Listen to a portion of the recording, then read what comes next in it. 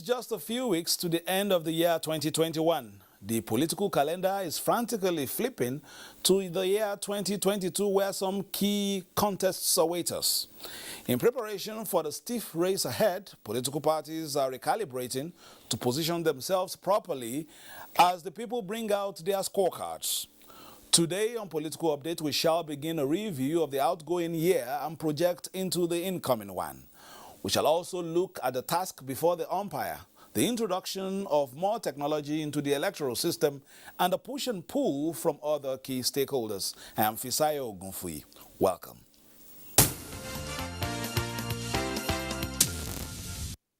The Nigeria Governors Forum has resolved to settle all outstanding pensions as part of its social contract with the citizens to cushion the effect of the fuel subsidy removal. Ensure clearance of backlog of pension, Nigerian Governors Forum has mandated State Commissioner of Finance to implement decisions reached in line with relevant laws on the proposed privatization of generating plants across the country. NGF resolved to review and consider national integrated power plants where it currently owns 53% equity. The 36 state governors also set up a committee to scrutinize the Electric Power Sector Reform Bill 2021, which has scaled through second reading in the National Assembly. Nigeria Governors Forum received briefing from Ministry of Trade and Investment on roadmap to reposition Nigerian businesses for global competitiveness through verification of SMEs to form database. The forum also received update from Ministry of Humanitarian Affairs, Disaster Management and Social Development on social and rapid response registers. Present state of implementation status of fiscal transparency, accountability and sustainability performance at subnational levels also received NGF assessment during the virtual meeting. World Bank Country Director Shobhan Chowdhury briefed the forum on the $800 million facility to fund large-scale conditional cash transfer and pledged to establish state steering committee. Nigeria Governors Forum also extensively took measure to increase capacity of states to COVID-19 vaccination and alongside far-reaching decisions on health issues, economy and security of the country.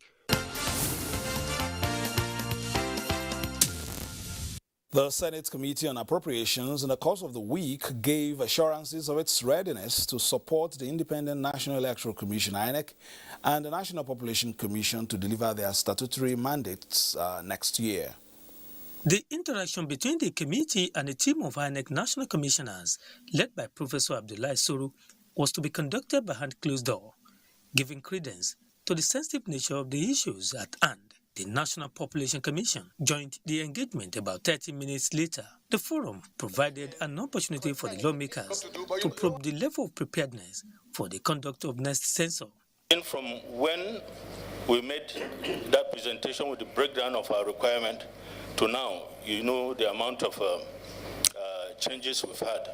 But we knew that we were going to come to you for supplementation, because that was grossly inadequate. Whatever you can do in your capacity and the committee as a group, we need to do that to ensure that we have this population exercise done. If we are able to know how many we are in this nation, we'll be able to plan our resources very creditably well. Chairman Senate Committee on Appropriations says the exercise is in the interest of the nation. I want to create a situation where certain aspects of funding to these are very, very important exercises that are going to take place next year and indeed 2023. We don't want to have anything that will impede them. Further engagement is scheduled for next week. The Inter-Party Advisory Council, IPAC, the umbrella body for the 18 registered political parties, has inaugurated new national executives to run the affairs of the council for the next 2 years. solemnly swear or affirm that I shall be faithful National Chairman of the Action Democratic Party, Yabagi Yusuf Sani, emerged as the new National Chairman of IPAC, taking over from the National Chairman of the African Action Congress, Dr. Leonard Zenwa. The new chairman assured of the council's commitment to contribute towards sustainable democracy in the country.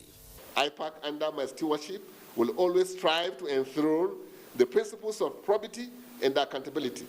Discipline and adherence to lay down rules and code of conduct shall also be our golden rules and guiding beacons. Yusuf Ntalive of the Allied People's Movement emerged as the National Secretary, while Dr. Olu Agunloye of the Social Democratic Party was returned as the National Financial Secretary, among others.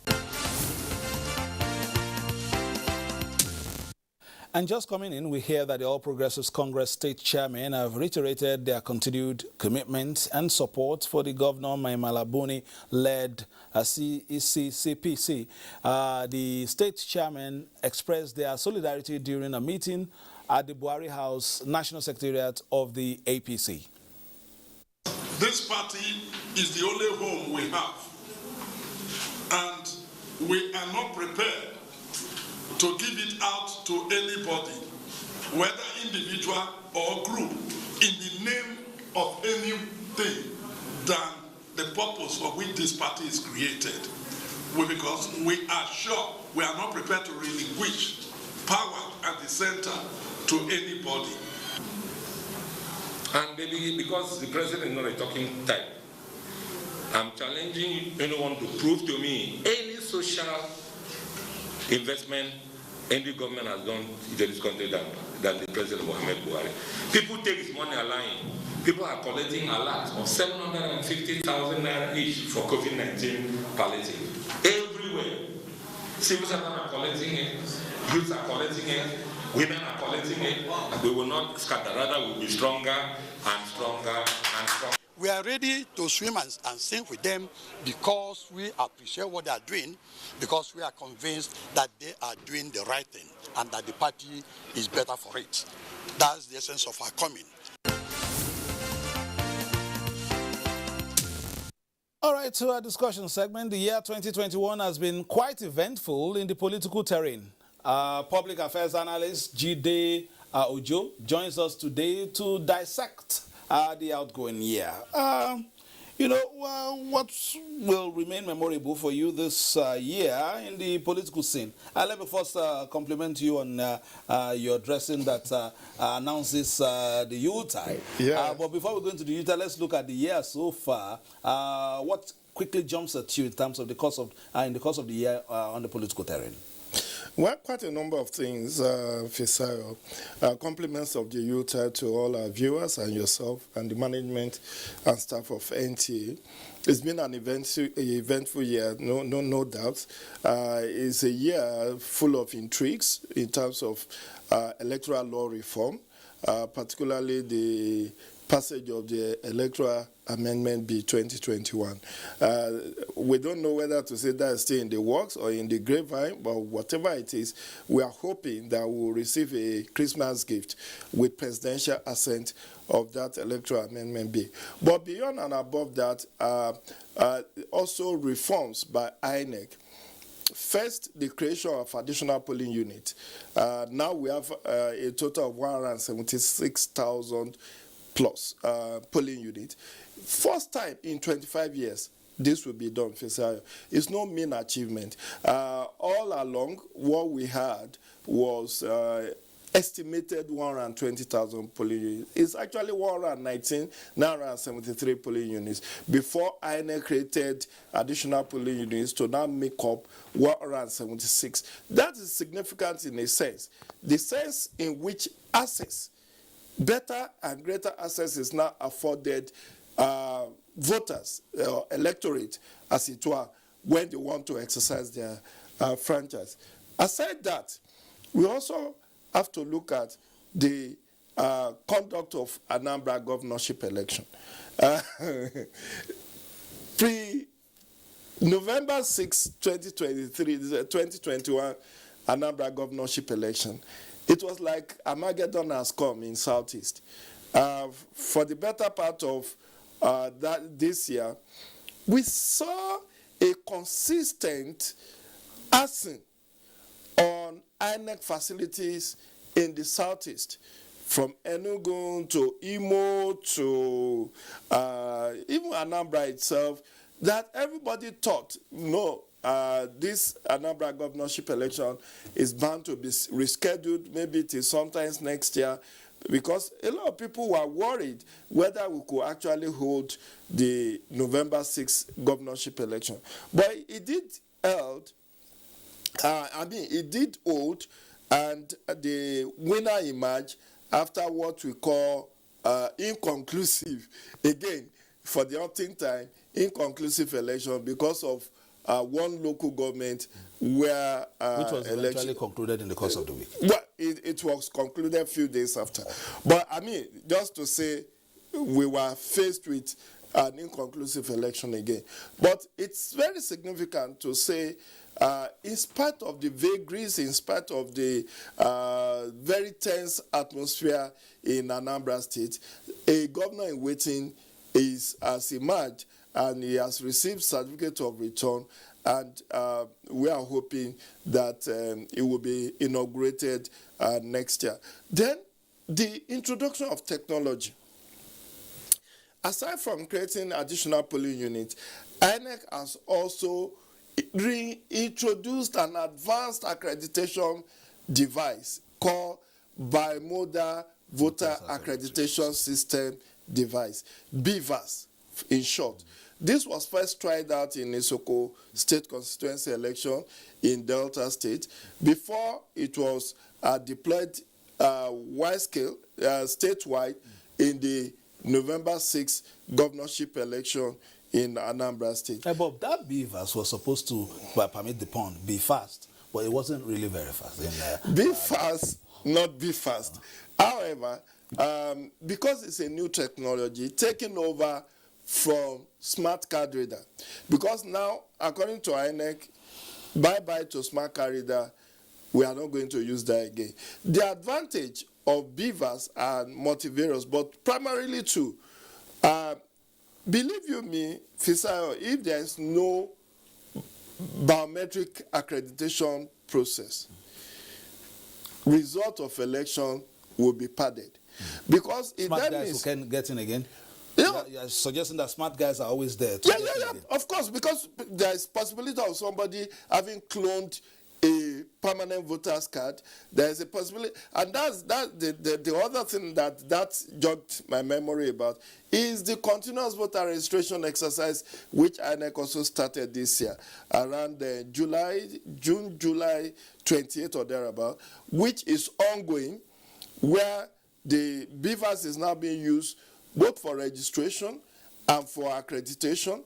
And that is infusion of technology into the whole process. For the first time, INEC is encouraging potential voters to do what they call pre-registration online. It has never happened before that for you to do voter registration, you first fill your data online, then you schedule the date for appointment for you to go and do the data capturing, the fingerprint and your facial finger capturing. Now, that is an introduction, another advanced introduction to continuous voter registration exercise. So a lot has happened. BVAS is still in its infancy. What happened basically in Anambra, if I would tell you this for free, is that a number of people who eventually used the BVAS were not trained on the use of BVAS.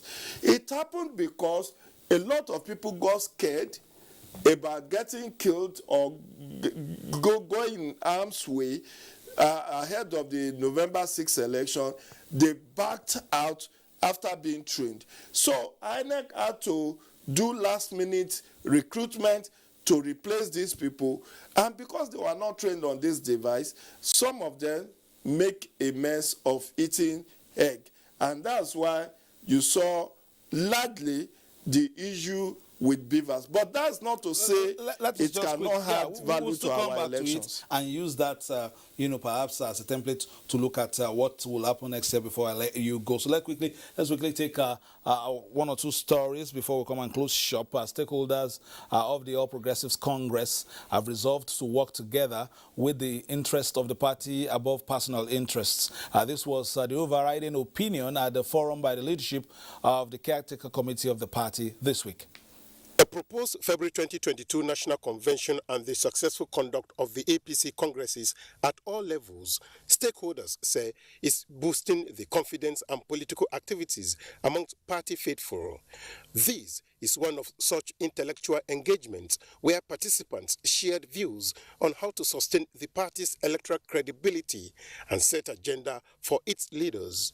I humbly appeal to APC governors to urgently align with Mr. President to liberate democratic institutions at the state level.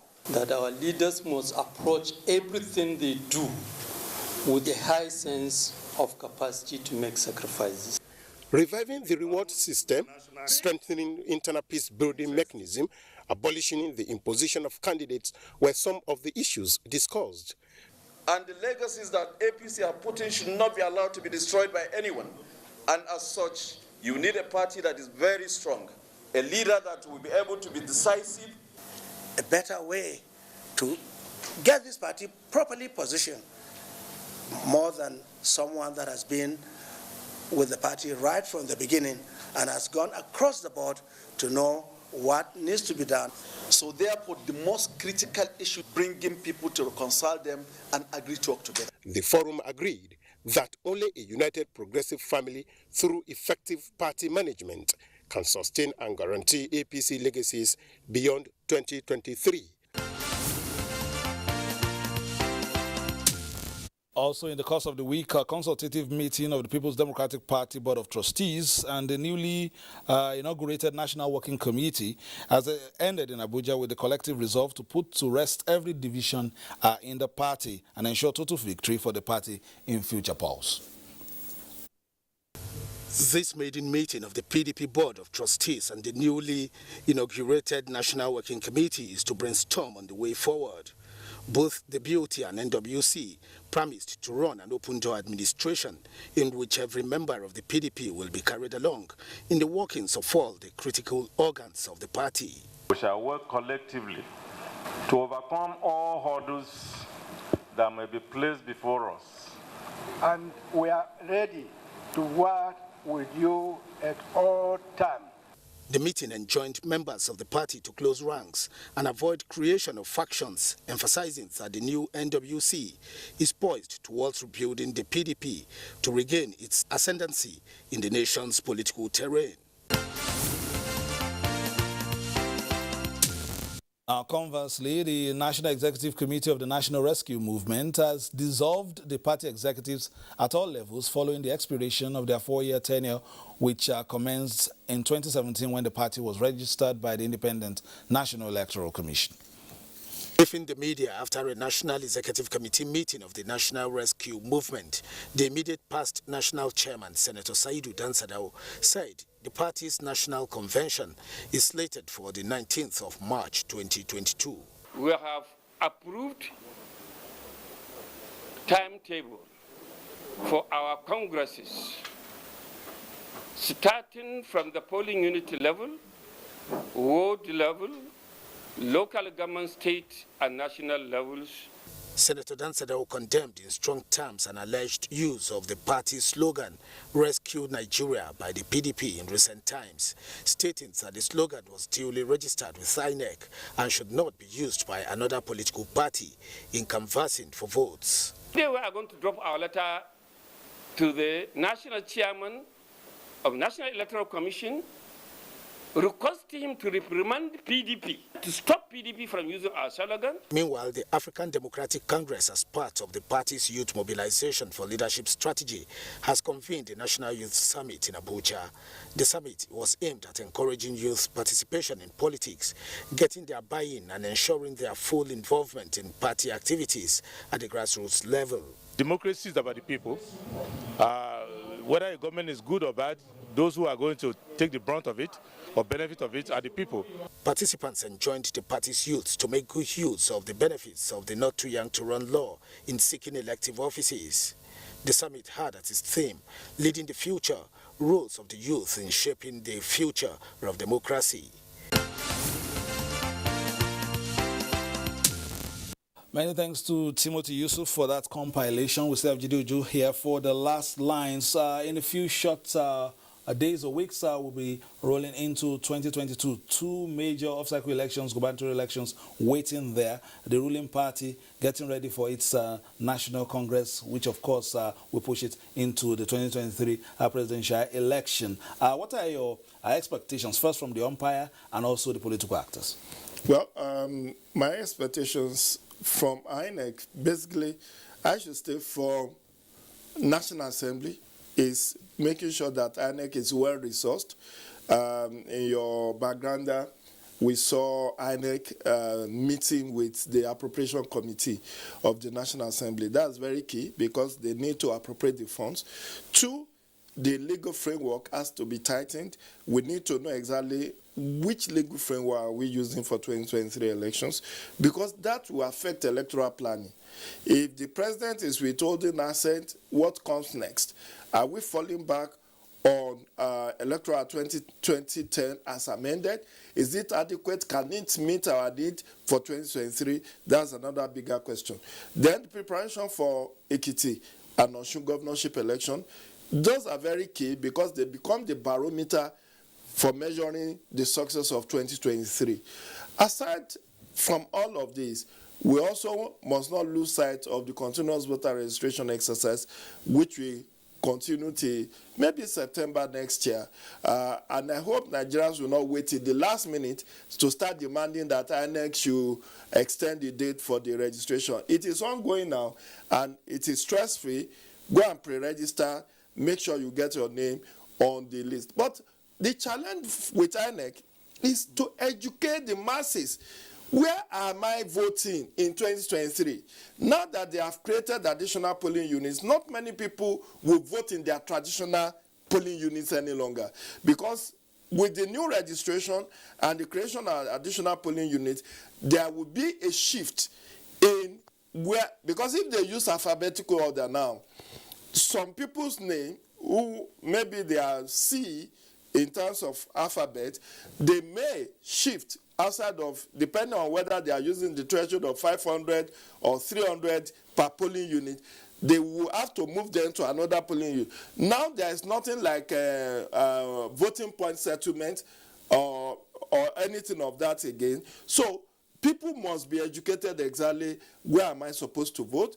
People must be educated. If I needed to transfer my voter registration details, how do I go about it? People must be educated. If they have lost their permanent voter's card, how do they reapply for a fresh one? So that's on the part of the electoral management body.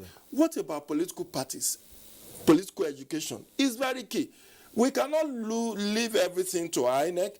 Now, next year will be very critical. I foresee a situation where INEC may register more political parties because the law actually, Constitution says you stop registration of political parties 6 months to election. It's still on 1 year, 13 months basically to the next election. So INEC may surprise us and create additional political party, but they must play their critical role, which is to educate and ensure credible candidate nomination process. That's party primaries. Thank you very much. Your time is not our friend, but I must say you have really given us a very good food for thought, especially looking at your projections into 2022. Have you done your registration as well? Of course. I've been fully registered since 2011. I hope you use these suits. It's very good.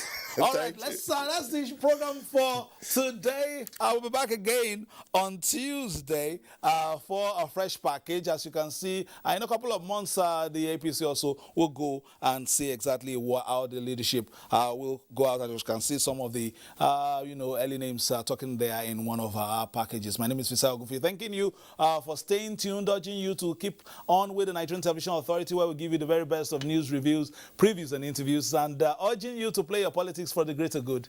Bye-bye now.